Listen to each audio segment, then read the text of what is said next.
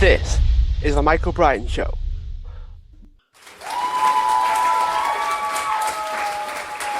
Hi everyone, welcome back to the show, and I am joined with Michele Pettinger, who is a certified running coach and a fitness nutrition expert as well.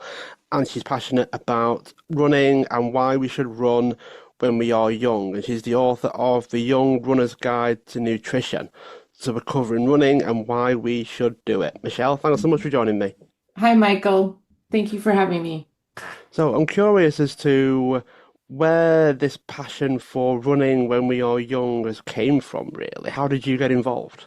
Well, I grew up in a house of runners. My dad was the high school track and cross country coach. My brother ran, and I also had an uncle, my dad's brother, who didn't start running marathons until he was 40, which was also the time I was in high school. So he was also a great inspiration to me. So I grew up going to high school track and cross country meets. Do you find as well that it can run in the family, like someone that starts off as a runner and then they tend to get others involved as well? I think so. In my situation, when I reflect back on growing up in a house of runners, it was never pushed on me. I think that I just grew to love the environment that running created. But I also know that there are households where the parents might be athletes and the children aren't interested in athletics and they have other interests in theater or dance or something outside of that endurance sport. And even I raised a daughter in sport, and she grew up playing soccer. It wasn't until her junior, senior year of high school that she decided that she wasn't having fun playing soccer anymore, so she wanted to try running, which was, of course, exciting for me that she wanted to figure out what the sport meant to her.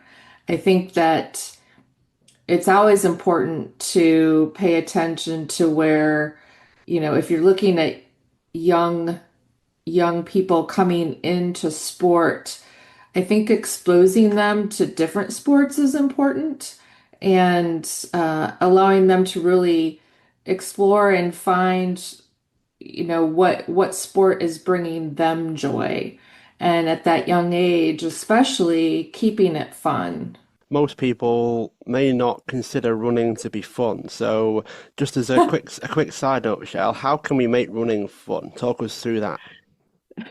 Well, I think for the young runner, it's if we're talking even not even into middle school yet, you're incorporating um, games uh, into the practice, and you're not. Um, it's not about a time on the clock. It's just, a big part of running communities when you're growing up is cultivating healthy, positive relationships with your peers, learning how to be coached. And I always enjoyed running. So I guess I'm a little biased. I understand that other people might not find running fun. And I coach adults who didn't enjoy running when they were young, but then found the sport later in life. So what are some of the main reasons for running when we are younger? So I imagine keeping active would be the obvious thing, but what are some of the things that would encourage young children to take up running as just an activity and then possibly even a sport and possibly enter races as well? Again, it's especially in this day and age when there are so many devices, it's an activity that is going to get a young person out of the house, exploring roads, exploring trails, creating relationships, learning more about the environment around them.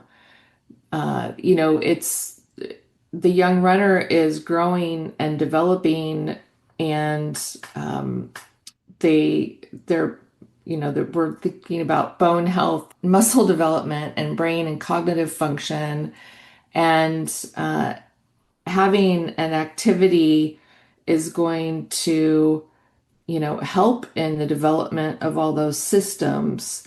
And that's where the nutrition comes in because they are still growing and developing, their energy needs are that much greater. So as they do come into running, making sure that they understand how they're fueling their bodies is going to help them have a positive relationship with it while they're young, and then also help them age into the sport as they become adults.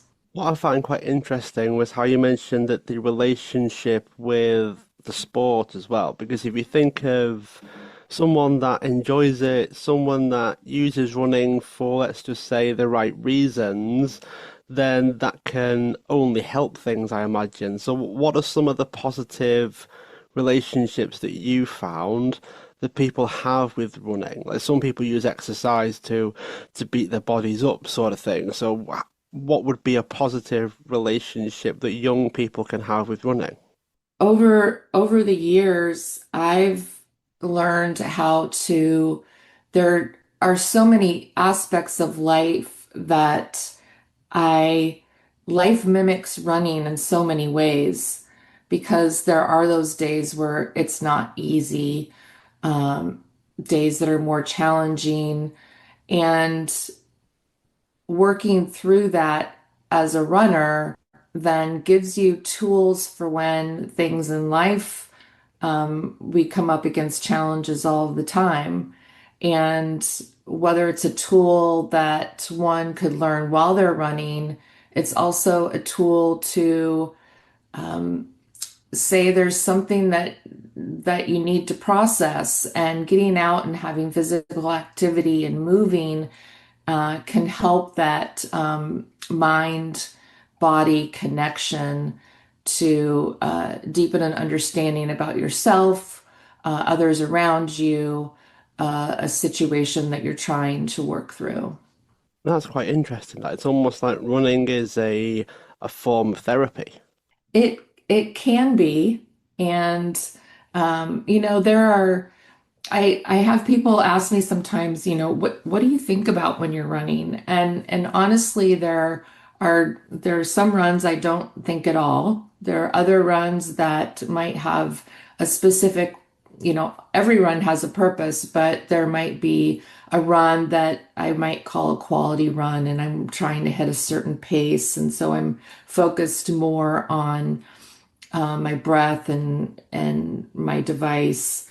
And then there are runs where, maybe I'm not excited to get out the door. And so I put some music on, and that inspires me to get moving that day. And then, as I was talking about earlier, there's maybe I have a challenge in life and I'm not sure how to work through it. And I use that run to just process how I'm feeling about something, and maybe some next steps that I want to take in working through the challenge. It actually makes me think of, when people would say they're going to sleep on something before they decide, it sounds like there are people out there that would say, I'm going to go and run on it, and then That I'll come back to you. that would be me for for sure. Uh, there have been I can give an example of life took us to Oregon for a short period of time to live, and uh, my husband was looking for new work at the time, and he got an offer from a company up in Seattle, Washington, and my first response was, "I'm not moving to Seattle." Well, then I went on a run, and after some time, I came back and said, "Yes, we really do need to explore this opportunity." And so, life took us up to Seattle then. And what the beautiful part of that is that in 2009, that is where I started my run coaching business, and we lived there for 17 years. And I grew a business and created deep relationships. And I often think, if I hadn't gone on that run, would we have wound up in Seattle? Oh, it's interesting when you think of it like that. I mean, it's almost like you could make incredible life choices, but make sure that you do them after a run first. Yes. Now, I know that you mentioned that one of your relatives was it your uncle that took up running when he was in his 40s, and it made me think, how does it compare, let's say when you're older, when you start running when you're younger versus when you take it up when you're, of a certain age, let's just say. So what are some of the benefits when you're older for those that run young versus those that don't? Sure. I think that one benefit is that you're not coming into the sport with preconceived notions about your ability.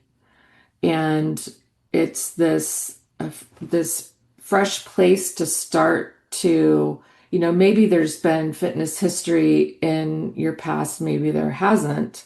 You might be in a position where you're just starting to develop some of your cardiovascular systems that weren't as developed as you were growing up because you weren't in sport. So it's really, I think it can be a fresh start for many. And I also, oftentimes I work with adults who maybe they did run when they were younger, but then took time off from the sport. And that's when it can be a challenge because they're still attached to their times, or what type of runner they were in their 20s, and they're rediscovering what running means to them in their 40s. So being able to um, let go of let go of the past, know that those neural connections are there, and their body and mind are going to know what to do as they then develop again in the sport, but really giving themselves grace for what it's going to mean to them as an adult.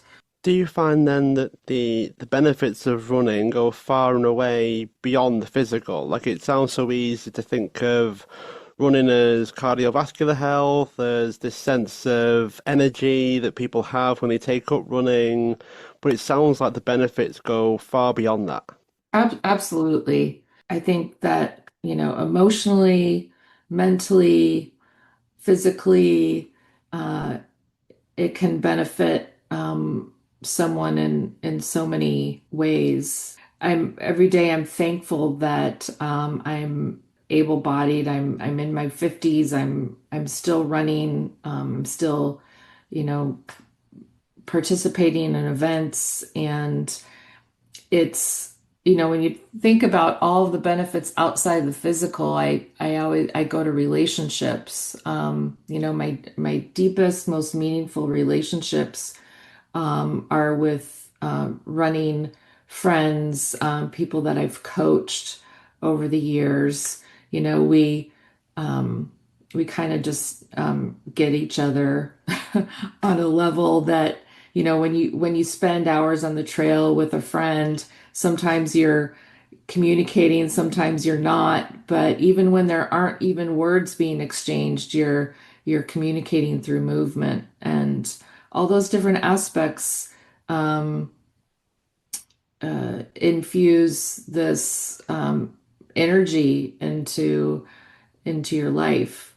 And my dad was very influential in me growing up in the sport. And in terms of my relationship with him, we didn't always see eye to eye on things, but we always had running. We always had that to come back to be centered, to have good conversation around. So yeah, I guess I go back to running mimicking life. And like, yes, getting into the sport for the physical benefits. I always encourage people to do that, especially when they tell me they're not a runner, because I believe that even if someone doesn't think that they're a runner, that they could still find benefits in the sport.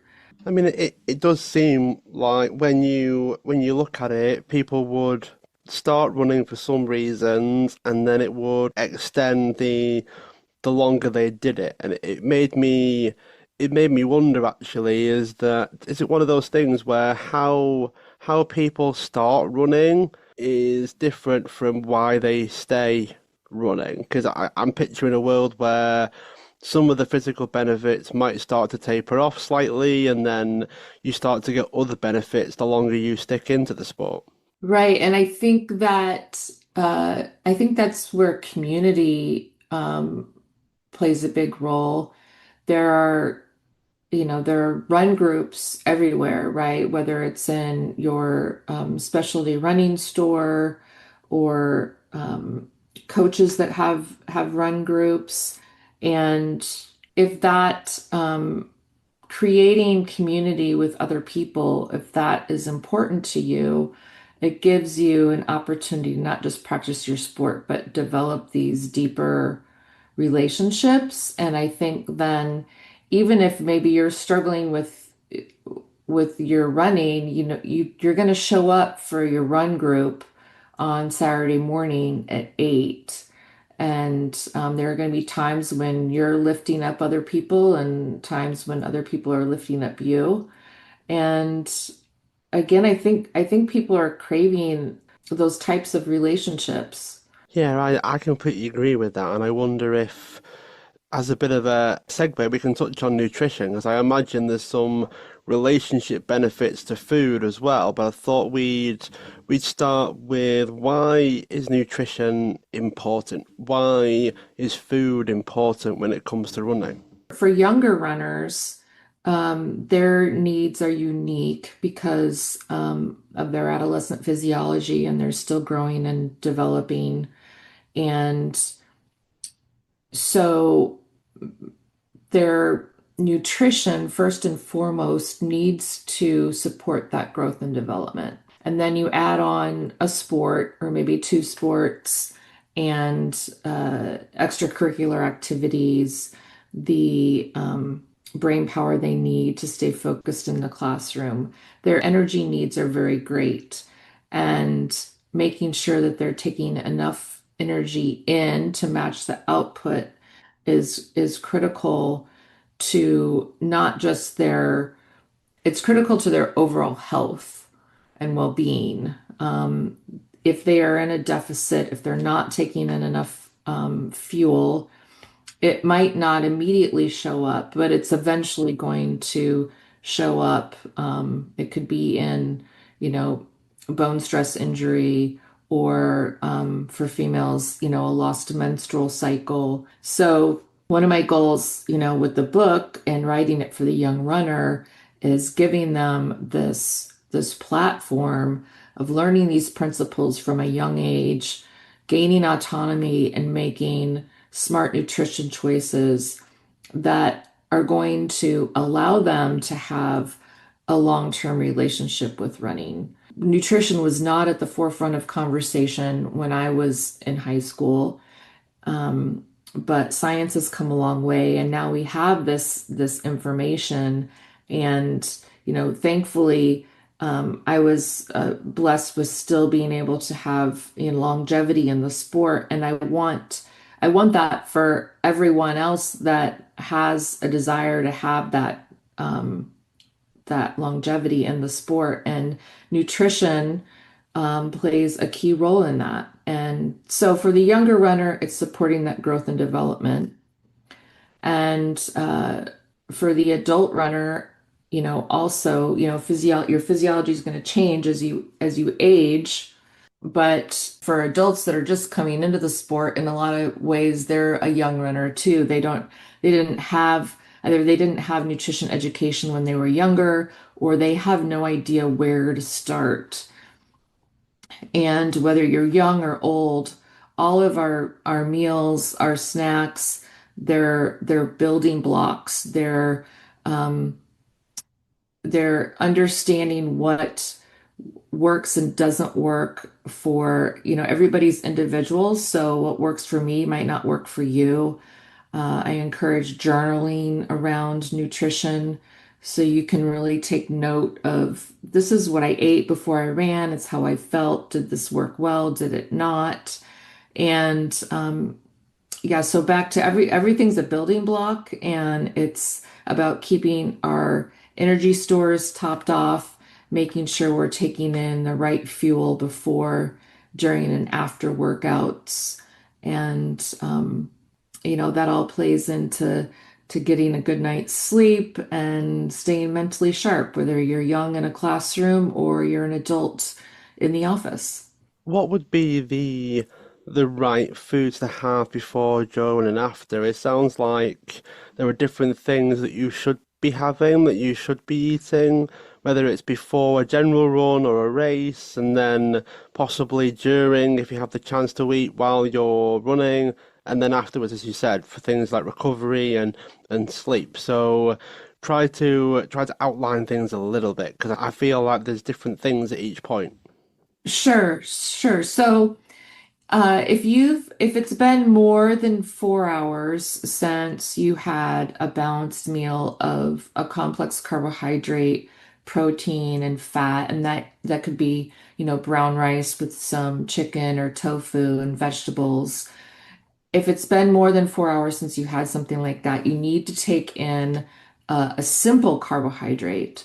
A simple carbohydrate being a banana, a granola bar, something that your body can easily digest quickly, that is going to top off your glycogen stores, give you the energy for your workout, but not be so heavy that all of your energy is going to digesting that food. So the closer you are to the workout, the simpler your intake needs to be. And then for during the workout, it really depends on the length of time that you're out there. Um, but for most runs, more than an hour, you want to start taking in. I usually, again, this is all individual, but I usually start someone with about 30 grams of carbohydrate every 30 minutes. And that could be, there are a lot of sports products out there, gels, chews, mini waffles. Some people do well with real fruit. So again, it's if you're training to compete, you're taking those training miles and really practicing different types of fuel during the run to see what does and doesn't work with your system. And then also during hydration, I'm usually starting someone out around 15 to 20, as an adult, around 15 to 20 ounces of fluids an hour. And then depending on, again, the length of time and if it's in warmer temperatures, then you're looking at taking in an electrolyte also. And then within that first 30 minutes, you want to take in some simple carbohydrates, again, along with some protein. It could be chocolate milk and a banana, could be a bagel and another type of recovery drink. And then within 2 hours, you want to have another balanced meal. Again, you're going back to your complex carbohydrate, protein, and fat. So you know, going back to that, potato and vegetable and meat or fish or vegetarian protein. Is there a sense of whether the food's working for you or not, or is it purely like an intuitive thing? Because sometimes it's what feels right while you're, I guess, feeling the effects of it. How would you know if a food is working versus not working? So during during the run, if you're coming up against low energy, within the run, you might want to be looking at, do I need to be taking in more carbohydrate? Am I burning through this fuel too quickly? For others, you could be experiencing some GI distress. Maybe there's something in what you're taking that just doesn't work with your system. So that those would be probably the top two things that would be, immediate, oh, this isn't working for me. And then yeah, I think that I work with a lot of adults around GI distress, so that is a challenge for some runners. But usually you're able to get to the bottom of it with tracking what you're taking in and journaling. I get the sense that the idea around timing the nutrition can be quite important. You mentioned things like less than 4 hours since you had something to eat, and first half an hour in, within the first couple of hours after. It sounds like the timing of these things is really important. Absolutely, because you know, let's go back to the young runner. As they're still growing and developing, and getting a good night's sleep is really important. I talked about that 30-minute window right after the run.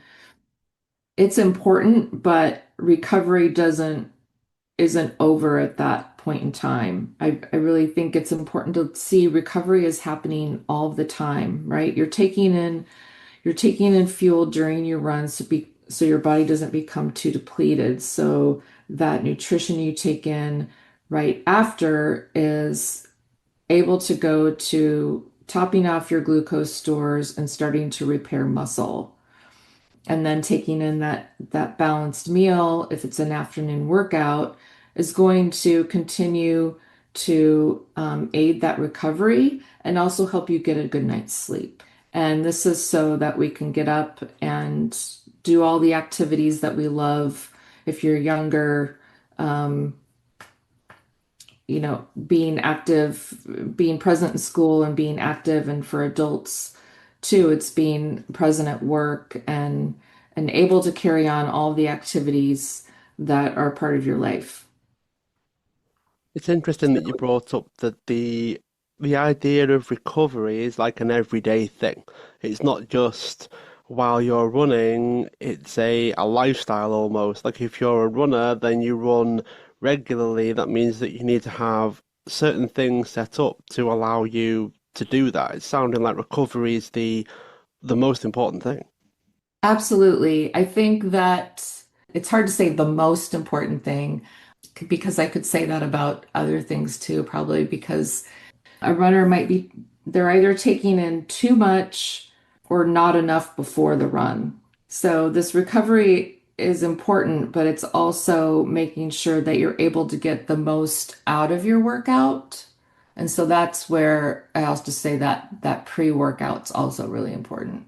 I imagine that's something that you have to speak to people about quite a bit because they often feel like they're, I don't know, maybe they're not sleeping very well, maybe they're experiencing soreness long after the run, and they might think it corresponds to something, but actually, if they prepared for the run that little bit better, they'd get the most out of it and they wouldn't feel as sore or in pain, I guess you could say, for that length of time afterwards because they prepared properly. Yes. Talk to us a little bit about why you wrote this book then. It sounds like there's enough reasons just to what we've spoken about so far, but why did you write the Young Runner's Guide and why did you find that nutrition was important for younger runners as well?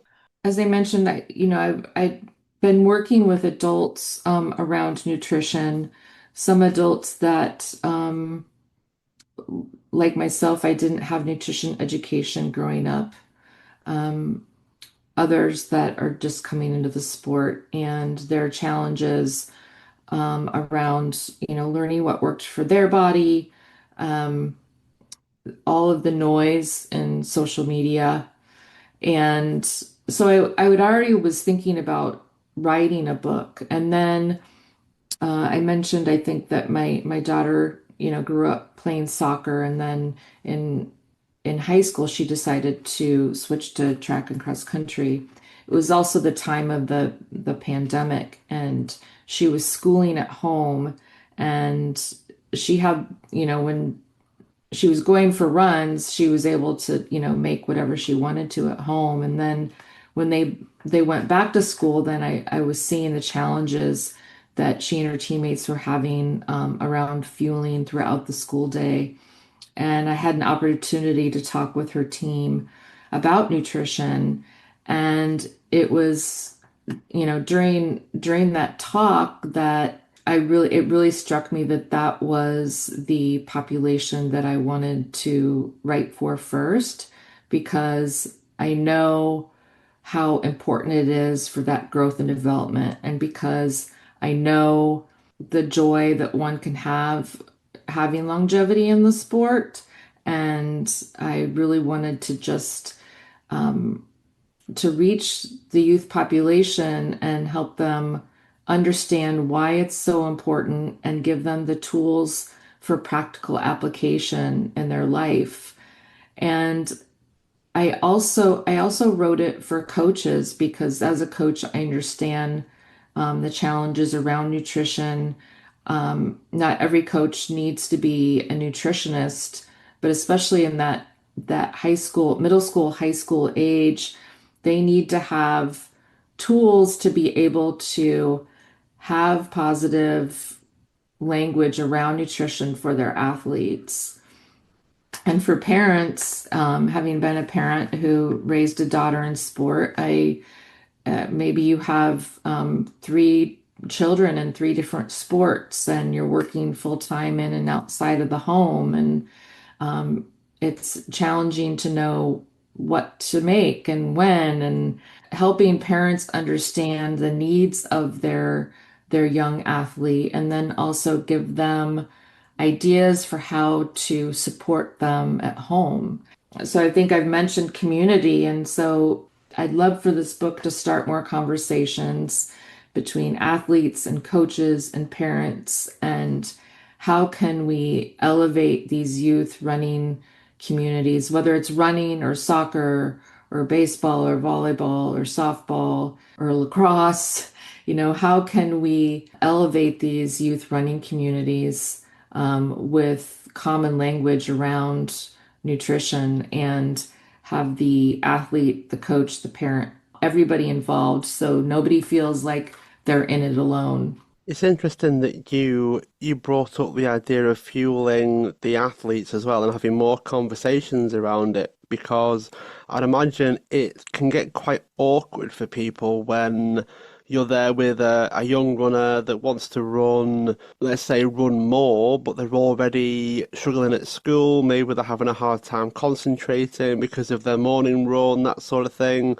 And it becomes this holistic approach, I guess, or holistic effect from the run slash food, because I imagine it affects more than just schooling as well. It affects their ability to actually go about other areas of their life and the other hobbies that they have, and the effects can be so much broader than people realize. Absolutely. And I think that I encourage young runners to creating, developing strong systems to support their passions. I guess as well, it comes down to them taking some responsibility themselves. Like if you give them the right education or the right tools that they can use, then that leads to them being able to take more responsibility, leads to them being able to make their own decisions, and I guess the benefits of that would just compound as well. So how can we encourage the younger athletes to have a bit more decision making, or have a bit more responsibility, or possibly even autonomy with the way that they're eating? So yeah, the science does say that it's important for adolescents to start gaining autonomy in their nutrition choices. And so in the book, I did my best to help them understand why it's so important, but then also give them um, practical application, not in, I gave them specific fueling timelines for a school day or for a meet day, like a competition day, then, at the back of the book, there are over 50 recipes. So I might be talking about bone health or muscle development or brain and cognitive function. And then I tie that to these are the specific nutrients that support those systems. And here's a recipe in the back of the book that has those nutrients that you can bring into your everyday life to support your development. 50 recipes at the back. It sounds like you've had to go on quite the journey there. Have you ever actually make these recipes? Did you have to buy your chef gear and get cooking? There was a lot of recipe testing, and I have a dear friend of mine that also was a key player in recipe development. So yes, there's lots of recipe development, recipe testing. I had friends who tested the recipes. I enjoy cooking and baking, so it was a joy to incorporate that into the book. And also, I don't know if people realize, but I have the runner's pantry in there, which is based on all the recipes in the book and tips for the new cook, for someone who's young, instructions for pressing tofu or rolling a wrap or burrito. So again, I tried to give tools for one thing I talk about is the importance of parents getting into the kitchen with their young runners. So since the book has come out, I'm hearing stories of parents and kids bonding in the kitchen over using the book, which is just thrilling for me because that's one of the goals I had was to be able to deepen connections through the book. So as a last question for you, Michelle, do you have any parting words of wisdom for the listeners? So whether they want to start running, whether they want to just improve their health around running, possibly even their relationship with it, what would be your last parting pieces of advice for the people that are wanting to improve things? P3 Running, my business, it stands for Train with Purpose, Run with Passion, Always Persevere. Two other words that I use a lot are patience and consistency. So it's always don't do too much too fast. And for anyone new to running, I think that working, whether you're new or a seasoned runner, I think that being part of a community or working with a coach can be really beneficial. And consistency is key. Don't do too much too fast, but remain consistent and be patient with your progress. Fantastic, Michelle. I've really enjoyed this conversation. I think it would really help people that are trying to see a 30,000-foot view of their running, not just the run, but multiple areas that it would affect or be affected by as well. So for those that would like to enter your world, Michelle, possibly get to know you a little bit better, how can they do that? So it would be your chance to share websites and social media, that sort of thing. My website's p3running.com. Instagram is at P3 Running Coach. The book, The Young Runner's Guide to Nutrition, it's available on Amazon, Simon and Schuster, Barnes and Noble. Thanks so much for being a guest on the show. Those that are listening, feel free to subscribe, share the show, tell others, and also leave a review wherever you are listening into your podcasts. Michelle, thanks so much. It's been great, and I look forward to keeping in touch. Thank you. Thank you, Michael.